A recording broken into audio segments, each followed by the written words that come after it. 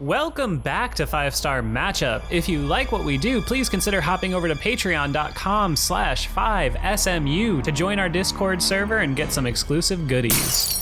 Trigger warning. Hello, lovely 5-Star viewers. You are the best. If I didn't think so highly of you, I wouldn't even think of doing something like this, but I felt it necessary to provide the first ever trigger warning in the history of 5-Star Matchup. This episode contains images of Mike Mitchell, Mike Glennon, Ryan Mallett, and of course, you know who from Denver. Okay, don't say I didn't warn you. And you might ask yourself, what would drive you to create a list so brutally painful? Oh, no tears, please. It's a waste of good suffering. And I would reply by asking you, why are you here? Don't fret. It's just because the only thing we can do is push through the pain by laughing together. It's time to talk about the 10 most unforgivable losses of the Mike Tomlin era. Number 10, Ryan Mallett and the Ravens, 2015. So it's the second to last week of the season, and the Steelers, in the driver's seat for a second straight playoff appearance, stroll into Baltimore with a division matchup with the 4-10 Baltimore Ravens, who are forced to start Ryan Mallett, who they had just signed 12 days earlier. Considering the Steelers had scored 30 points or more in 6 straight games, oh, what I'd give to see even one 30 spot in 2022, you have to imagine this was an easy dub waiting to happen. Well, guess again. Instead of handling business, Tomlin's group, led by Ben Roethlisberger, Antonio Brown, and Martavis Bryant, got dispatched by Baltimore's ragtag group of Ryan Mallett, Javorius Allen, and Kamar Aiken. Yuck. Number 9, Mike Glennon and the Tampa Bay Bucks, 2014. The ultimate Steeler killer? Tom Brady, eat your heart out. The lanky Mike Glennon fared poorly in the league despite duping several GMs into giving him a payday. Perhaps they were watching his tape against the Pittsburgh Steelers. In his career, Mike Glennon was a whopping 6-25. But a stunning 2-0 against the Steelers.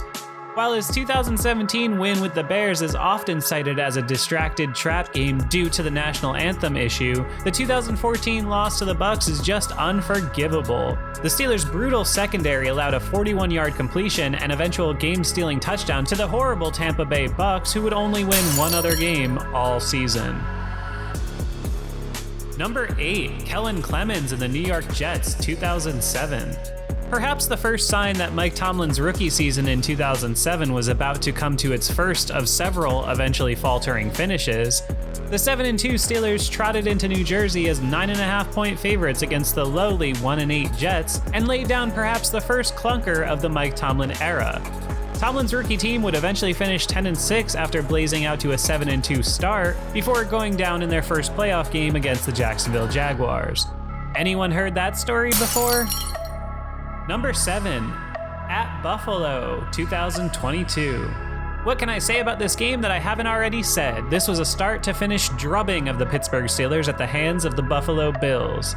While this was an obvious mismatch on paper between the superhuman Josh Allen and the rookie Kenny Pickett making his first start on the road, once again, why wasn't he starting week 1? But either way, it was the worst loss by the Pittsburgh Steelers since 1989 when Chuck Noll was still the head coach. Let's hope it's the bottom, friends.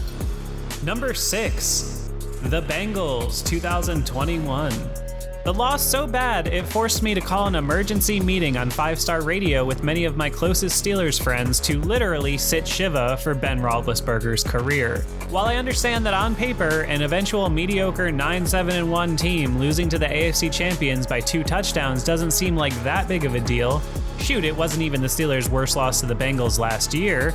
They'd lose 41-10 later in the year. But from my point of view, I'll never forget Big Ben throwing the rock 58 times for a total of 10 points. I knew then and there that this long and fruitful ride had come to an end and it was time to move on. And it makes the Tomlin list solely because of the out of bullets line in regards to a laughable late 4th down play call that told me everything I needed to know about Matt Canada and Ben Roethlisberger's non-existent working relationship. Number 5, Ryan Finley and the Cincinnati Bengals, 2020. This was only 2 years ago, and I bet you'd already forgotten about Ryan Finley existing. Don't worry, I've been there. That's called blacking out emotional trauma. Big Ben's triumphant return from a career-threatening injury led the Steelers to a shockingly fast and furious 11-0 start, unsurprisingly the biggest growth period in five-star history, thanks again, Ben. And they faltered down the stretch, dropping games to Washington, Buffalo, and Cincinnati before grabbing one last win against Big Ben's favorite target, the Indianapolis Colts. The most unforgivable moment of the stretch, of course, is losing 27-17 in primetime to the 2-10-1 Cincinnati Bengals led by Ryan Finley, who was only able to muster 7 completions for 89 yards and a big fat dub over Mike Tomlin and the Pittsburgh Steelers. Number 4, Bruce Gradkowski and the Oakland Raiders, 2009. I certainly could have included at least 1 or 2 more games against the Raiders on this list, but this is the one I've decided to go with as it's always stuck in my craw a little more than the others. The 2009 Steelers just never got any flow to their season after winning the Super Bowl the previous year, and this game exemplified the frustrating season better than any other. After absolutely destroying Bruce Gradkowski in his first 2 starts in Pittsburgh, he had produced 3 points and 5 interceptions in starts in 2006 and 2008, they let Doc B absolutely go off in the fourth quarter, including an otherworldly 4 catches for 128 yards for Louis Murphy, all in the final stanza. Steelers would of course miss the playoffs after doing anything but unleashing hell in December. Number 3, Cleveland Browns, AFC wildcard game 2020. The heavy hitters. We've arrived at the very worst moments of Mike Tomlin's tenure. I commend you if you've made it this far. It's as if the football Cenobites pondered for centuries what the greatest gut punch would be to Steelers fans, and boy, did they get it right. After their unbelievably hot start and poor finish, the Steelers drew their division rival and often little brother, the Cleveland Browns, at home for their wildcard playoff game, and it could not have gone any worse. The game was 14-0 before you could blink, and it was 28-0 before you could blink twice. Much like another game on this list, the stats are irrelevant with the exception of turnovers and points because this game was over before it even got started. The Browns absolutely walloped the Steelers, and Mike Tomlin was roundly outcoached by Kevin Stefanski, who wasn't even in the stadium. Shocking, disturbing, and absolutely unforgivable. Number 2, versus Jaguars, AFC Divisional Round 2017. This one seems to divide people. See, the Steelers' defense was on the upswing in 2017, and the team in general displayed more of what you might call the it factor than any of the previous Killer B teams, consistently pulling off impressive and hard-fought victories with their extremely talented offense. But the late-season injury to the defense's best player, the emerging Ryan Shazier, completely derailed the defense for the rest of the year, culminating in a horrifying and embarrassing loss to a Jaguars team that had already smacked Pittsburgh in the face earlier in the season. If you want to look for Mike T's fault in the matter, all you have to do is point out the infamous interview where Mike Tomlin told Tony Dungy that he and the Patriots would soon be meeting again, implying that there'd be a rematch in the AFC Championship game. Well, the Patriots got there at least. Play action. Bortles upstairs, wide open. Tommy Bohannon, touchdown Jacksonville. Number 1, Tim Tebow and the Broncos 2011 playoffs. The official nail in the coffin for the vaunted Steelers 2000s defense that brought the team to 3 Super Bowls, winning 2. The Tim Tebow game, as it's known by Steelers fans the world over, was just an all-around embarrassing feat of football from Mike Tomlin's group.